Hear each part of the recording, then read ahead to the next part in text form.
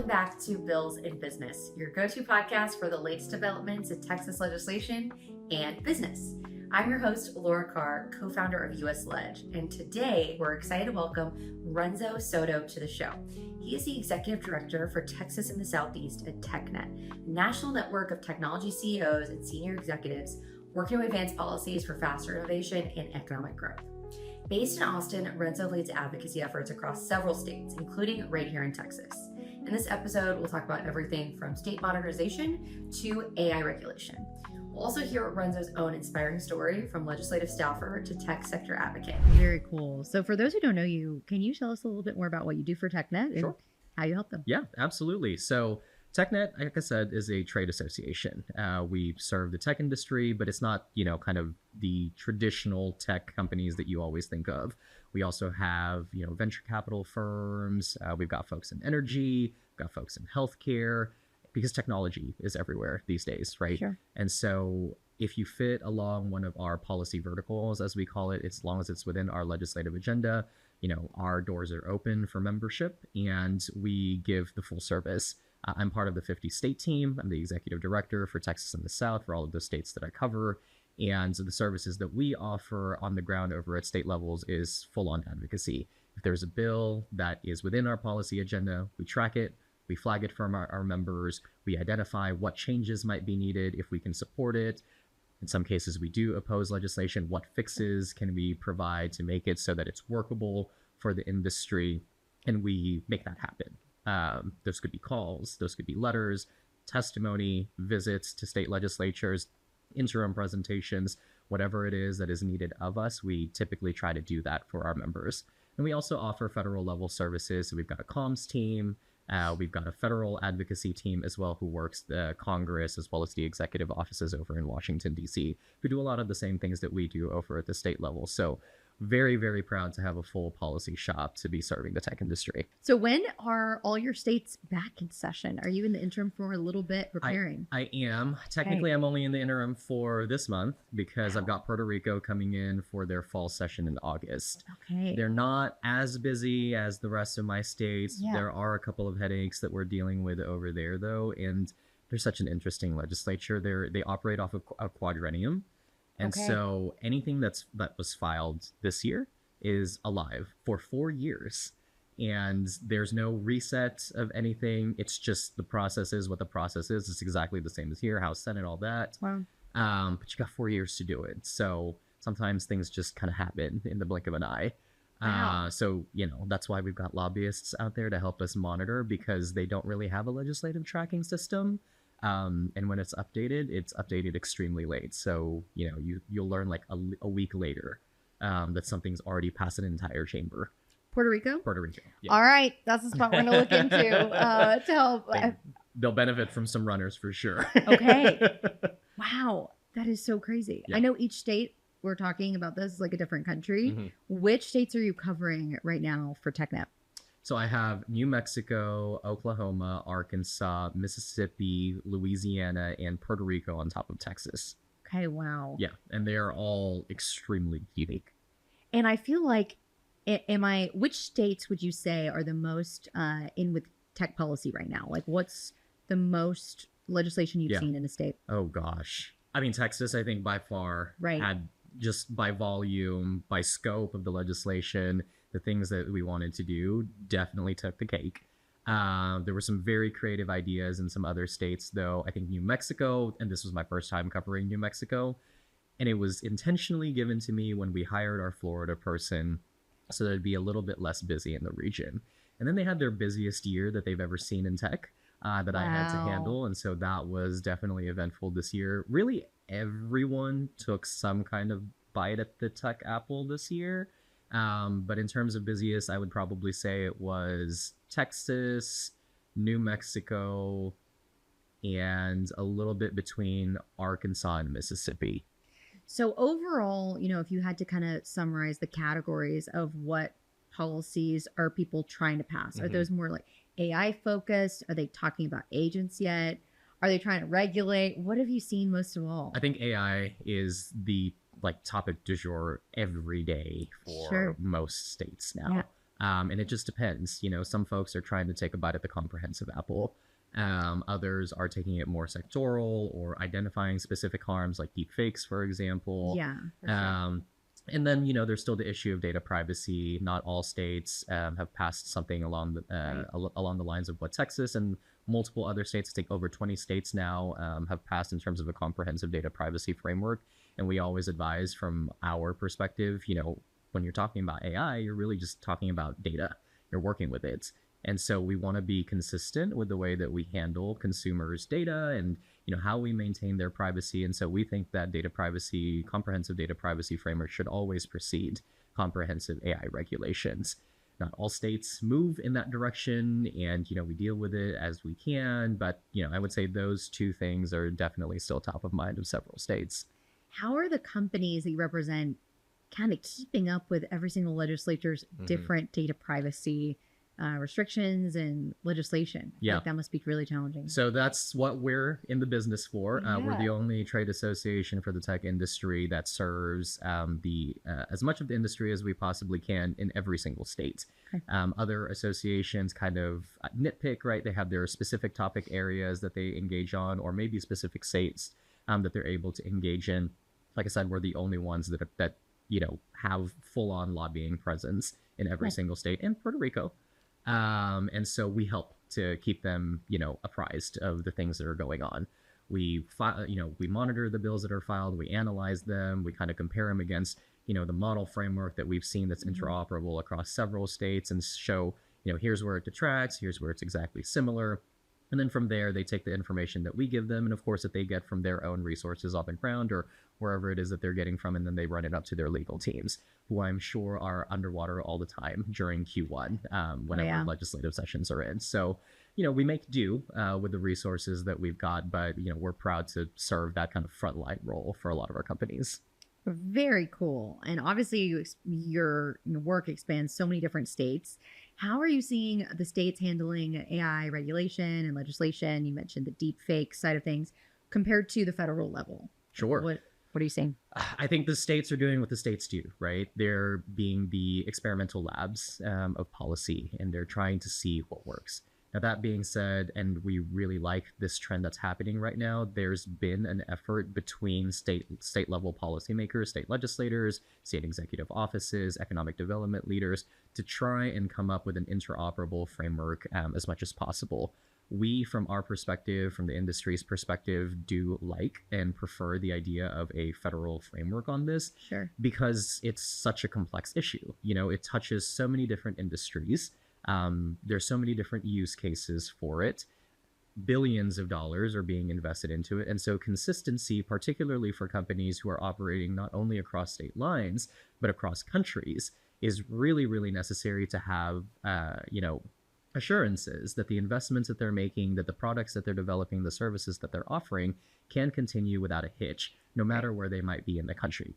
Now, that being said, I think, we've seen from the data privacy conversations that states are not, apt to wait when they don't need to. And so we've seen efforts like in Colorado, for example, where the state's first, the nation's first state level comprehensive policy framework for AI was passed into law. It's not effective yet. They're still working through it, and there's a lot of fixes that are being discussed by industry as well as other stakeholders. But as that process has been happening, you've seen other states kind of borrow from what's being called the Colorado framework and fitting it around what they think is needed. And in a lot of cases, those states have, before they even put the proposal out, they've put out studies, they've put out committees, they put out commissions in order to take a look at what is happening at the federal level, what's happening at the international level, what might they need over in the state level, and trying to come up with something that, makes sense for what they need within that state. That has not gone kind of, through all 50 states yet. A lot of states are still in their study phase, but they're not slowing down in terms of what we also think are important protections on things like deepfakes, right? Right. When you're impersonating other people for harmful purposes, that's, we've seen in many cases a legitimate gap within state laws, and state legislatures are stepping up and, providing those protections. And so we're there to act as a resource to legislators to kind of guide them and help make sure that they're achieving the protections that they want for their constituents and their citizens without unduly burdening or inadvertently stifling innovation. Very cool. As a tech company myself, I'm always keeping track of just making sure we're, complying and all of that.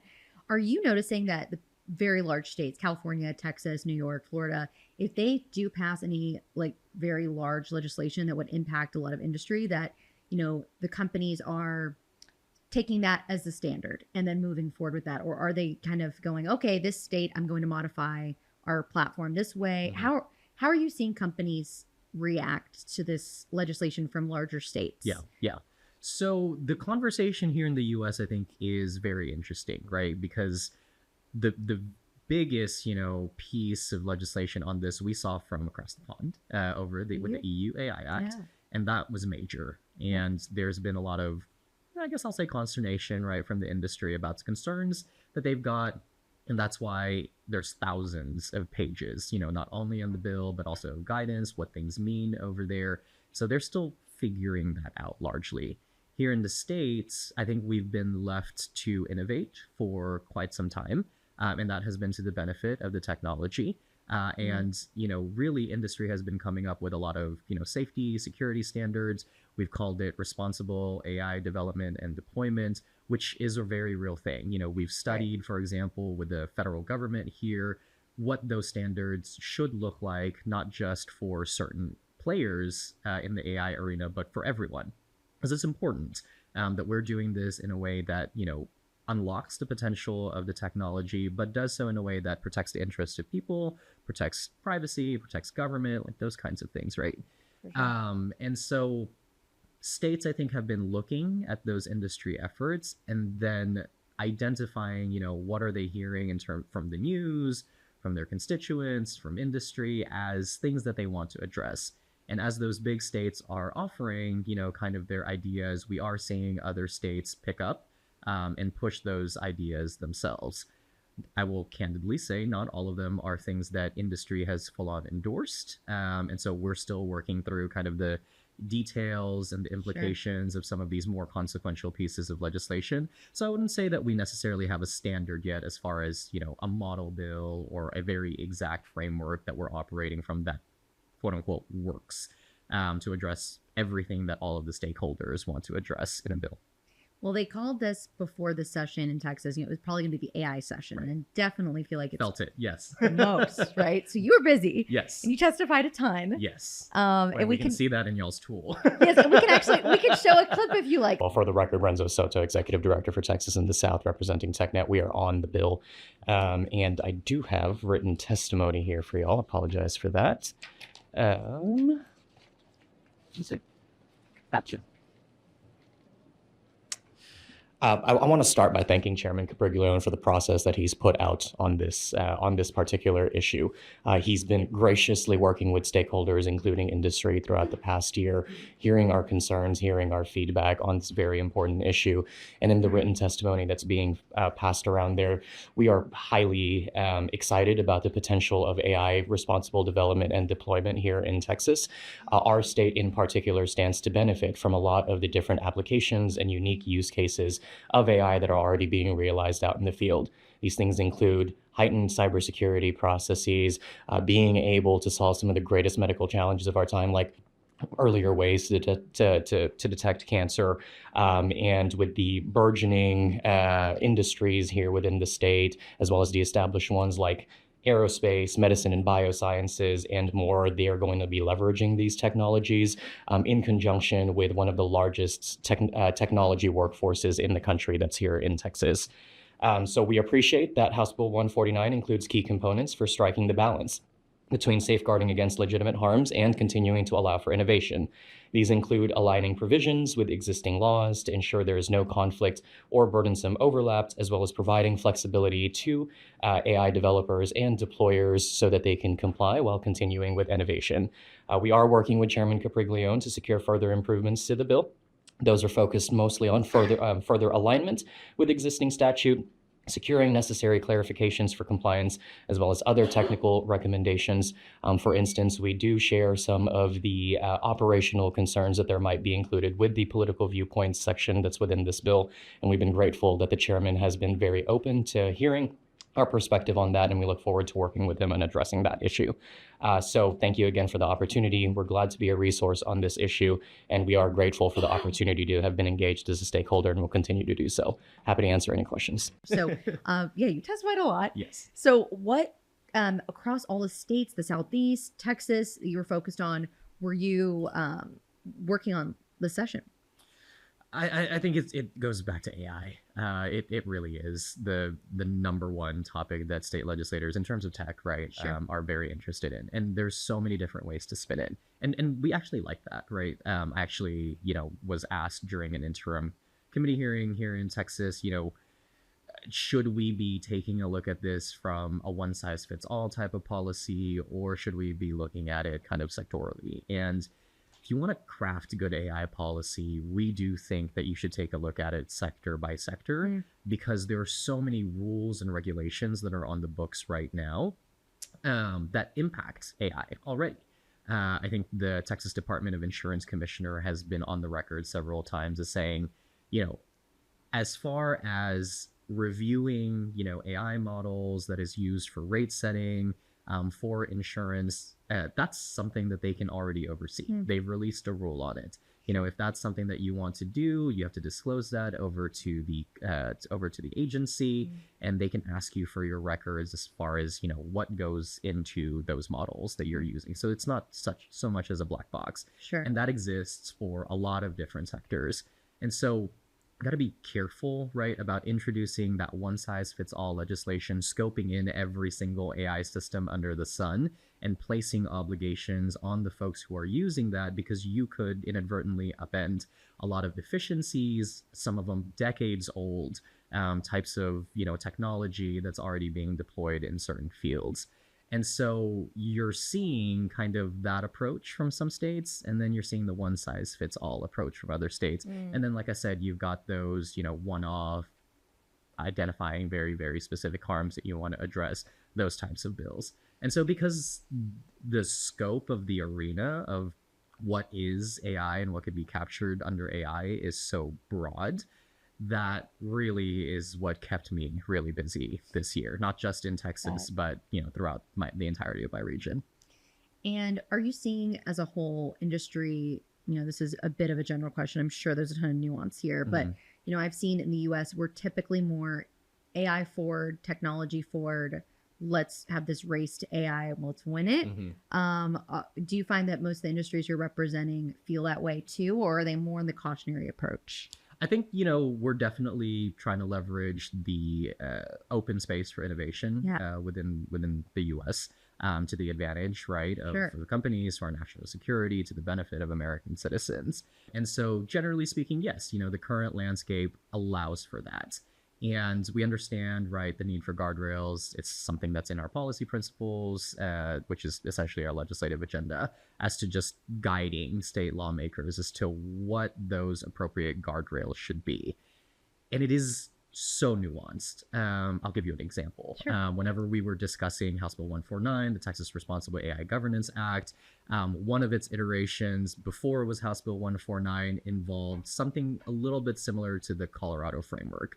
And that is a risk-based framework, which essentially is taking different things that AI is able to do in different sectors, different applications, and labeling certain actions that are taken as low risk versus high risk. And if you're high risk, you got to do a little bit more to make sure that you're mitigating against, things like bias or dangers that those riskier models might wade into, right? And so as you do that, you got to take a look at who's in that arena. You've got, what is typically understood as a developer. Y'all, for example, right, you're creating it, but y'all are also a deployer because you're putting the product out there. People can be both. People can be one or the other, or you could be somewhere in the middle. You could be like a distributor. You're just, you package an AI system and provide it to somebody else. And then you could, then you're looking at Are you an upstream developer? Are you a downstream developer? Are you an upstream deployer, downstream deployer? And so in our discussions of this framework that affects everyone, we were having conversations of, well, what happens or who is responsible for, say, reviewing the data that is in an AI system if they are both a developer and a deployer, but they've got a downstream deployer who's then providing that to a distributor who then provides it out to the consumer. And that is a very, very difficult conversation to have, even at the trade, like at my level, for that's just a trade association rep, because I don't have the insights as to the contracting, for example, between all of the different players that are involved in that one product before someone even sees it. And so that's kind of, I would say, that kind of environment is really difficult to navigate. And so that is kind of like some of the considerations that we're trying to give over to policymakers in terms of, you know, like, is this actually going to work as you intended to work? And again, it's hard to have that conversation. And it's hard to keep up because right. how can, with all the innovation that's happening way faster than legislation, as usual, which is good. Right. Innovation's amazing. Right. But with that, I mean, what you just mentioned with all the different players, there's so many nuances to each use case. And there's a million different use cases for AI, and there's a million more created every day. Right. So I can imagine that's really tough. How are companies, I guess everybody's kind of taking advantage of that innovation period, right? But what do you think as far as like the cautionary side we should be doing that you and the, you know, the people that you work with really think should be happening that nobody's talking about to protect, you know, companies and people using AI in general? Sure. Yeah. So for example, like I mentioned deepfakes already. Right. One that is very obvious. And, you know, at least insofar as my region, for example, you know, some of the typical ones that we've seen filed is on elections or intimate images of other folks, that especially when they're not consensual. And absolutely, we should definitely be taking a look at that legislation, passing it, making sure that those gaps are filled. And like I said, we work to make sure that there's no, you know, inadvertent, unintended consequence that burdens the technology, particularly those who are working alongside legislators and making sure that those issues are addressed. Texas had a very unique one, also along the lines of deepfakes, where they're protecting particularly elder Texans from phishing attacks, right? Right. I mean, and that can come in so many different ways. It could be a phone call, which is really hard, right? And they sound exactly like, you know, you can mimic like someone's kid, which is wild. So scary. Yeah. But then there's, you know, the traditional, well, I guess more traditional ways of it happening before AI was, you know, as large as it was these days, like via email. And that's just expanding more and more. And so Texas took some steps to make sure that there are some protections there from phishing attacks, like I said, particularly for our elder and more vulnerable population. And I think that's a good thing. Some other things that, you know, we were taking a look at include online impersonations of individuals, and that was a little bit more technology neutral. But because it's technology neutral, it would apply to AI impersonations as well. So I think those capture, I think, some very, very obvious, very, very widespread bad, you know, or some misuse, right? The technologies that are available. I had one come through last week, and our head of operations is just really good at cracking down on this type of thing and phishing, and can spot it from a mile away. But I got the first one that I saw that was very, very good. And luckily I had one pass, the password protection manager, that really triggered me to say, oh, this is phishing. So I had a message from a friend and partner of ours come through that looked like a very standard normal contract from his email with his email signature. Wow. From his email. Yeah. And it had a Google, login to HelloSign or DocuSign to sign this. So I clicked on it, took me to a Google login page. And then I realized the domain was not Google. And it was a really random one. And it was like, OnePass does not recognize this as an account. And I said, oh no, this is phishing. Yeah. So I immediately reported it and then told him, and he's like, I know, it went out to everyone. I don't know what to do. And I was like, oh no. So everyone changed their passwords, and everyone got secure, but it was a very sophisticated one that I'd never seen because it had his body signature that would be in a normal email. Right. So that was crazy. I know. And like I said, it's becoming more and more widespread, and, technology's there. I mean, people are using technology for these types of bad actions, but there's good technology out there too, like 1Pass, for example, that Right. helps you catch these things. And that's one of the considerations too, right? When we're talking to legislators about innovation, about that one size fits all policy, we're like, well, that also impacts these kinds of things, like when you swipe your credit card, that, triggers something over at your financial institution to make sure that it's you that's actually doing that. And so there's so many good applications of AI, and we're really only seeing, right, like the very beginning of it. Right. I can't remember who said this, but there's a famous quote out there about, the AI you're interacting with now is the worst AI you'll ever interact with from True. here on. And I think it's true. So really Yes. exciting about what that's going to bring about. And our role, like I said, is to just be there to educate policymakers and let them know, hey, before we go down this road, let's open all of these rabbit holes. And it's a lot of rabbit holes. Oh, yes. It's kind of fun to go down all the rabbit Yeah. holes of the what ifs. Right. There's a million. Yes. But one bill that got significant attention, which you brought up now, is the Mm-hmm. HB 149. Yes. That did pass, and so had over 280 stakeholders, even more than the data privacy legislation Yeah. from last Huge. go around. So, what was your role in that, and can you explain to anybody, what this bill did? Sure. So we were really proud to be a key stakeholder. Like I said, from the very beginning, Sure. even before it was officially announced, we knew that there was interest from Representative Capriglio and as well as the legislature broadly to regulate AI. Right. And so we wanted to make sure, like I said, that we're representing the perspective of industry, Mhm. and depending on the scope of it, we'll weigh in based on whatever is captured by the bill. And so kind of taking a little bit of a step back, what does the bill do? It does several things. There's a lot of very, very pro-innovation, very, very pro-economic development pieces in there. Things like clarifying existing statute in terms of the training data that may or may not be used for certain AI systems. There's a sandbox program in there to allow, especially smaller developers to work with the state to develop from the ground up, a concept that they've got. And as long as it's not violating, kind of existing state law or other law that was established within House Bill 149, then they're free to do so as long as they go through a certain process. And I think that's going to give a lot of leeway for especially entrepreneurs and smaller developers to come into the state and want to build their products and be headquartered here.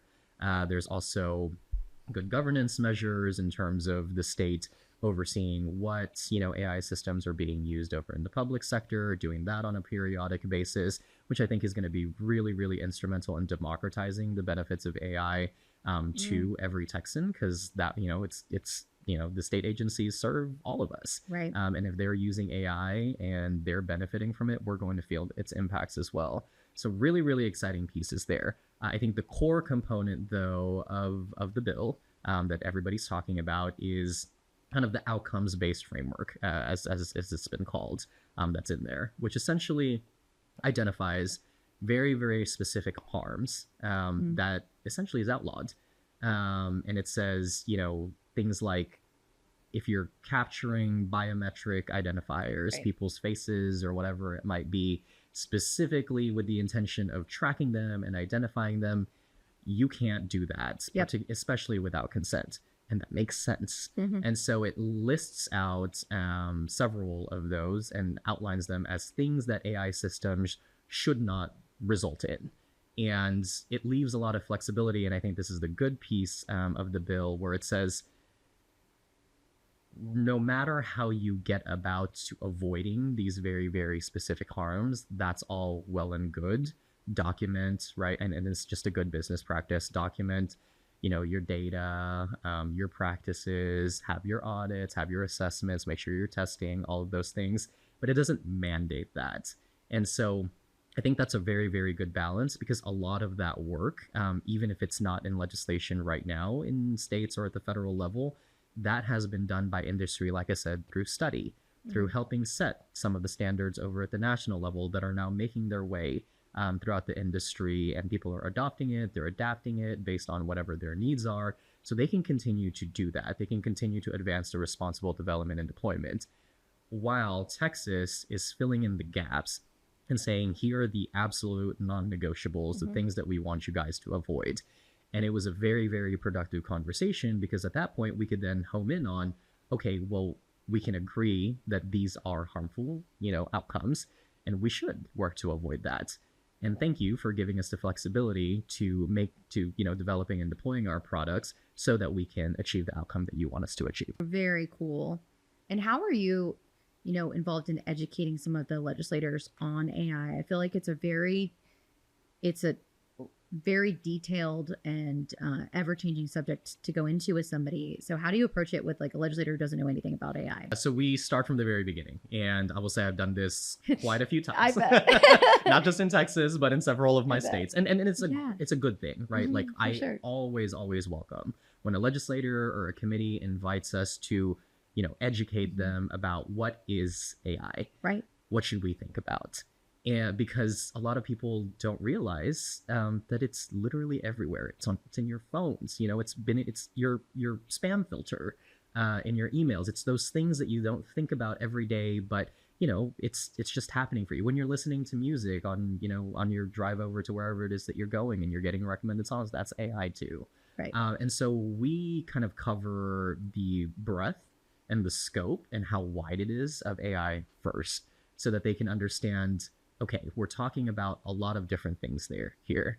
And then we work to pare that down, because, they always have questions in terms of, well, what about this particular use, or what about this particular harm? And once we kind of work our way towards there, then we can have a much, much more, tailored, direct, and productive conversation. Because if I don't have the answer, then I guarantee you one of my members do, and I can always come back to them with it. But now we have a very, very specific thing that we're discussing, rather than we want to get AI under control, right? And it's like, What does that mean? Well, that's a great job that you're doing. What got you interested in AI and tech in the first place? Great question. So I've always been kind of interested in tech myself. I build my own computers, and it's really not that hard, actually. I just think about it as Legos. You're just kind of slotting things in and making sure the parts work with each other. And I just like putting it together kind of like a puzzle. And so that's how I got interested in technology, is just, building my own computer systems and having it work for me, and having like a strong one versus one that's more tailored to like my job. And it's just something that I personally found interesting. And then, by happenstance, this opportunity popped up, and to be with TechNet, and it was, I was kind of shown to me as, you get to be on the forefront of several, groundbreaking pieces of technology and the policy that surrounds them. This was back in 2023. So obviously right around the time when generative AI, these frontier models, started to become a thing. And so the opportunity was just there. And, I make this joke a lot with my fiance, where back in 2019, when I was still a legislative staffer, that was public education reform. I was working the budget. So that was a big issue that I got to work on. 2021, it's COVID, working the budget, lots of federal dollars that were coming into the state. We needed to make sure the state recovered, another big issue. 2023, I worked on community college finance reform. It was $800 million, another big piece of legislation. And then in 2025, obviously it was the year of AI, big pieces of AI legislation. So I'm just like, what is a legislative session like where I'm not working on a big issue? And it's, seems like it would be nice, but I'm a little bit lying to myself, because I know I love working on these things. They're such massive, massive puzzles, and they're for the benefit of Texas and for Texans. Like, at the end of the day, these policies that you're working on are going to impact someone in a positive way somewhere within the state. And now that I work a regional job somewhere in other states as well. And I love that. It's just something that I'm personally passionate about. And so it was a perfect intersection of this opportunity was given to me. I've always had that interest in tech. Tech obviously applies to so many different industries. And so you're helping so many different people in so many different sectors through so many different walks of life. this is the same thing that you do with policy. And I knew that AI was going to be the big issue and that Texas was getting ready to do a comprehensive study. So I just said, let's do it. And I threw my name in the ring and I got the job, and here we are. And now I'm, absolutely nerding out because I get to hear from some of the world's leading AI developers and deployers, and also some of the smartest and brightest and most innovative, entrepreneurs, people who have these really, really amazing ideas that just, stem from grassroots engagement, Right. and learning from them, what does it take to take it from concepts all the way to, something is developed, something can be deployed. And then how can we, from the industry perspective, make sure that our biggest players and our smallest players, all of them are taken care of. So it's a really, really interesting job to be in right now. Well, congrats. I know, I can tell you're so passionate about it, and they picked the right guy. I didn't know that you had a background in building computers. Yeah. What types of computers? Gaming computers, Cool. for the most part. I think folks really just got into higher and higher end computers over the latter half of the last decade.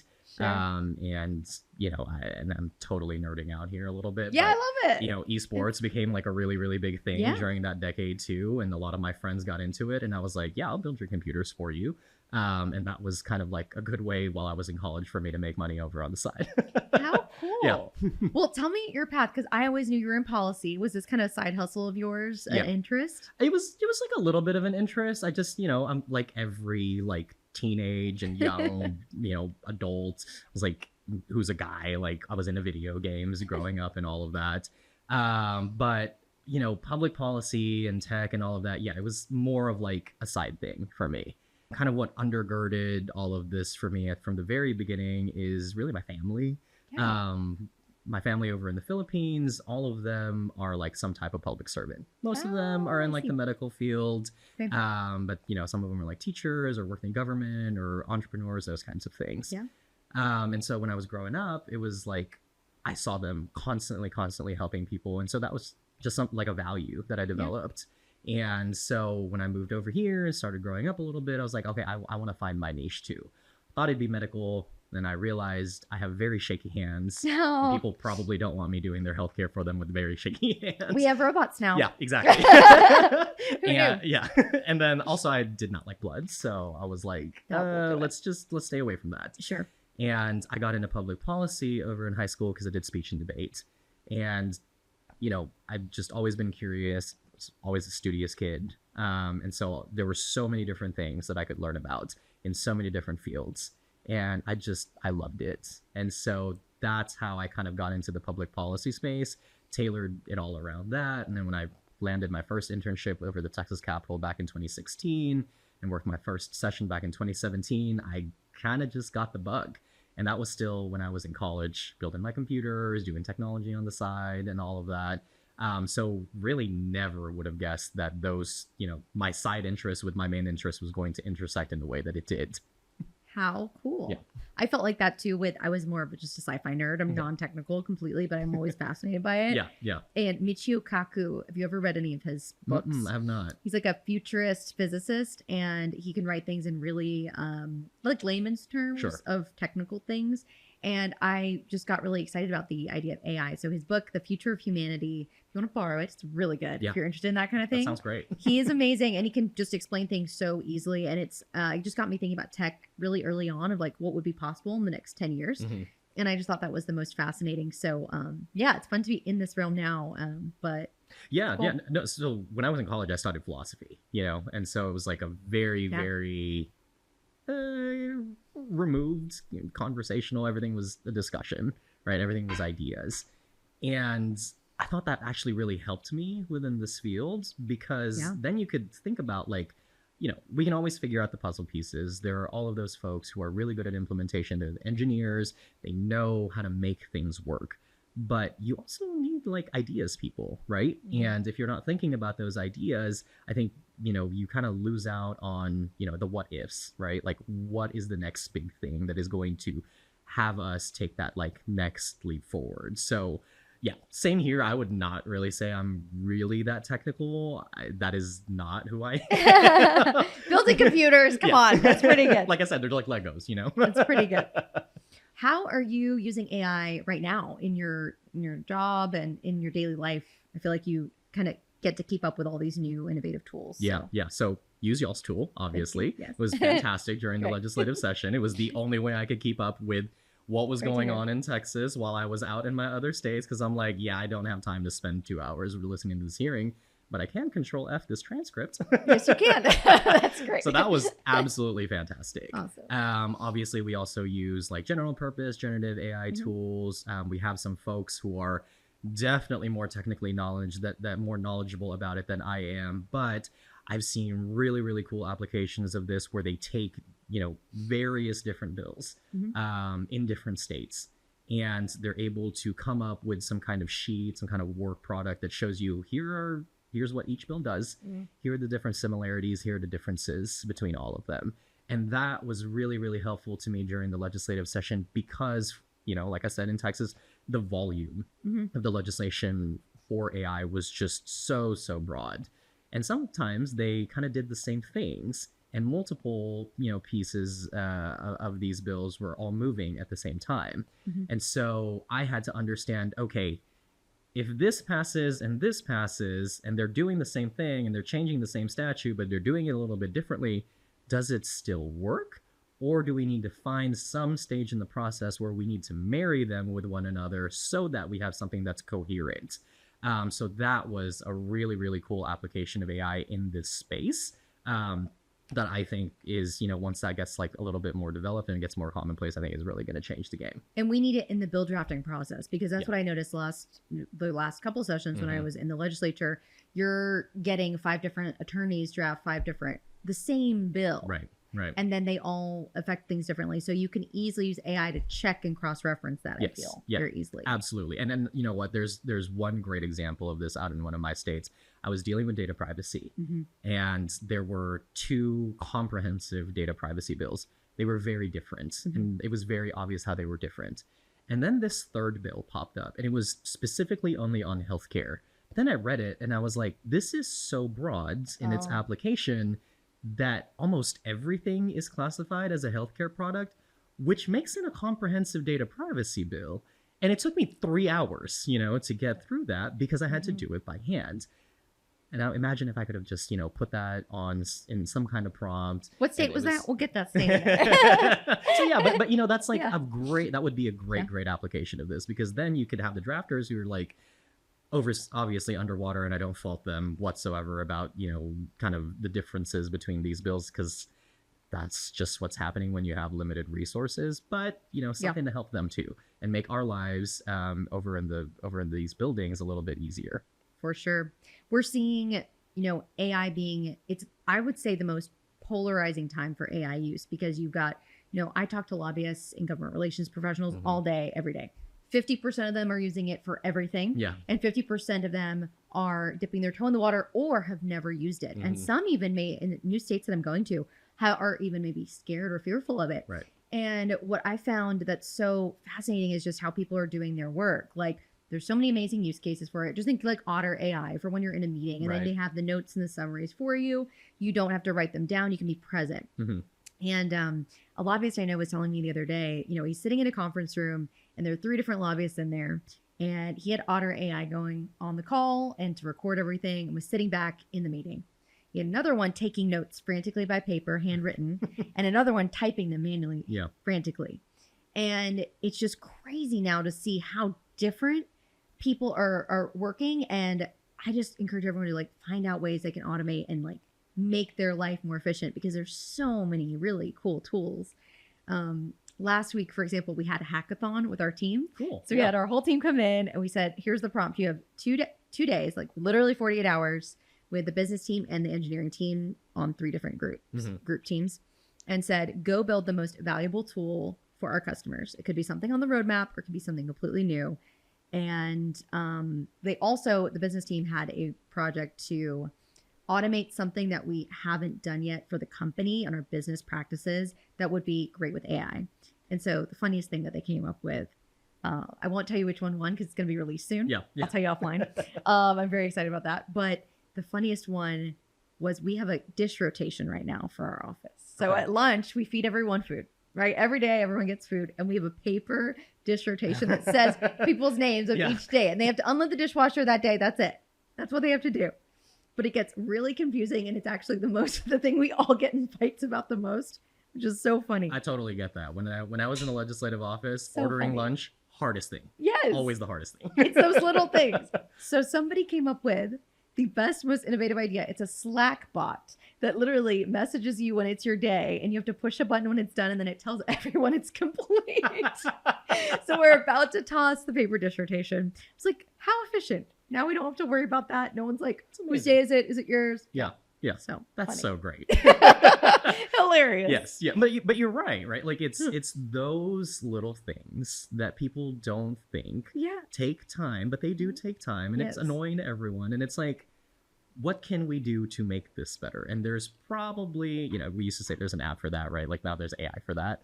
And so yeah, it's really exciting. And this was something that I talked about a lot too during legislative session. And one of the things that we advise states to do is study the issue first, because it's so important that you get this right. Because if you don't get it right, there could be so many unintended consequences down the line that prevent your state from being able to benefit from it.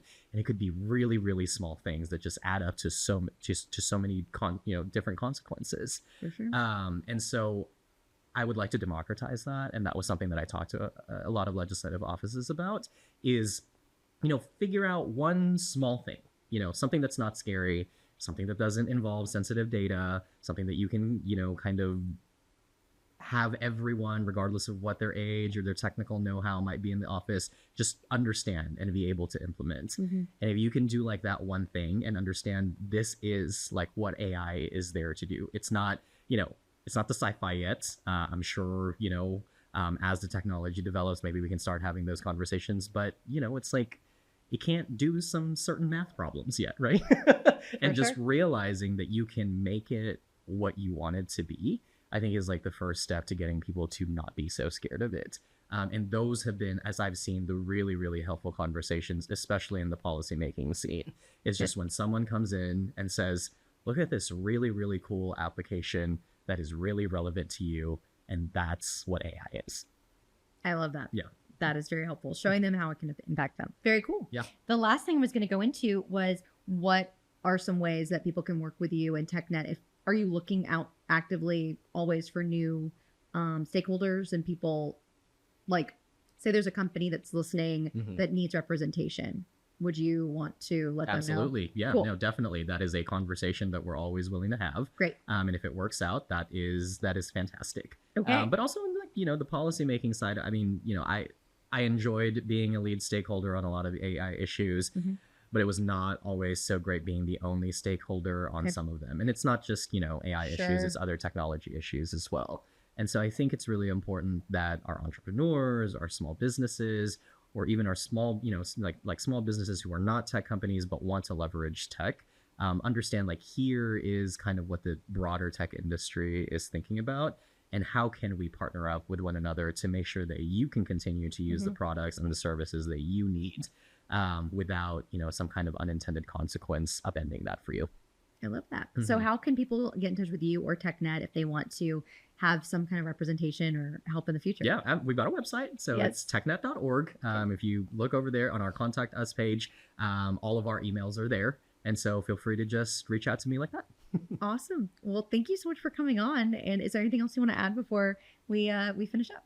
No, I think this was a really, really amazing experience. And it's I guess I will say, it's really exciting that we're having these types of very technology forward conversations, especially in the interim, because the legislative sessions are way too hectic and way too busy, and everyone is, lacking sleep for us to be able to have conversations like this.